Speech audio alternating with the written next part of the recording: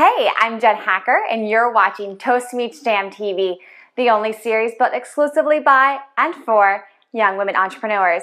And this is Toast Talk, your weekly dose of advice for launching the life of your dreams. Hopefully you've been following along for the past few weeks as we've been discussing overcoming the obstacles of launching a business. Today is our fifth and final installment of this series, but if you've missed any episodes, don't worry, you can always go back and catch up. If you are an aspiring entrepreneur who hasn't yet taken her first step toward launch, I'm going to take a guess that one of the things holding you back is a fear of failure. This is probably the number one obstacle to overcome, and it's something that every founder faces. No matter how great your idea, the truth is you have no idea what's going to happen when you launch your business. And that can be extremely scary. The thing that sets successful people apart is that they have found a way to get over that fear and face the uncertainty before them.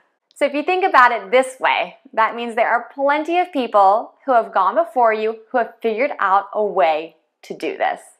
While there is no right or wrong answer, here are 4 tips for getting over your fear of failure shared with me by other female founders. Tip number 1, invest time to become an expert in your field.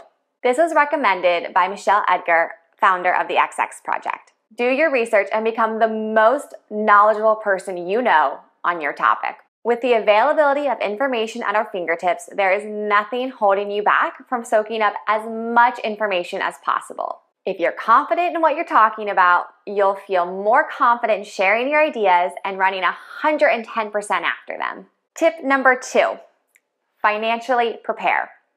This advice comes from Brittany Castro, founder of Financially Wise Women. If you have an idea you want to run after, or maybe you just know that one day you want to run your own business, financially plan for that.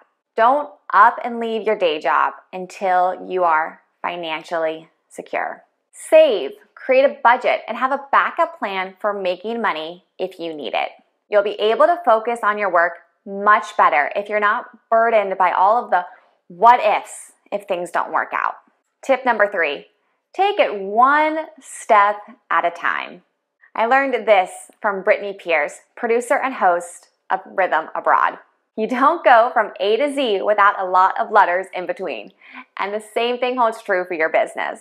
You're only going to make it from idea to ideal by taking things one step at a time. Set realistic goals for yourself that will keep you motivated and encouraged as you grow your business. And tip number 4, be specific about your vision. This is from Allie Lehman, founder of Death to the Stock Photo. Success may look very different for you than somebody else. Your goal might be to build a business that gives you the freedom to work whenever and wherever you want, while somebody else's goal might be to become the number 1 market leader in their industry. Hold yourself to your personal vision and your goals, and remember, it's not failure if it was never something you set out to accomplish in the first place. And one last thing, remember, there is no end to building your business. It's a journey. Things may not always turn out as you'd planned, but that doesn't make those steps any less valuable. If you hold yourself accountable for learning as you go instead of knowing all of the answers up front, you'll start to see uncertainty as an opportunity rather than something to be feared. Now, it's your turn. What are your best tips for getting over the fear of failure?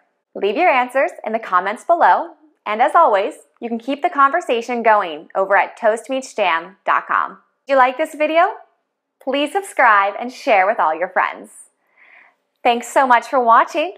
Why not stick around for another helping of Toast Meets Jam?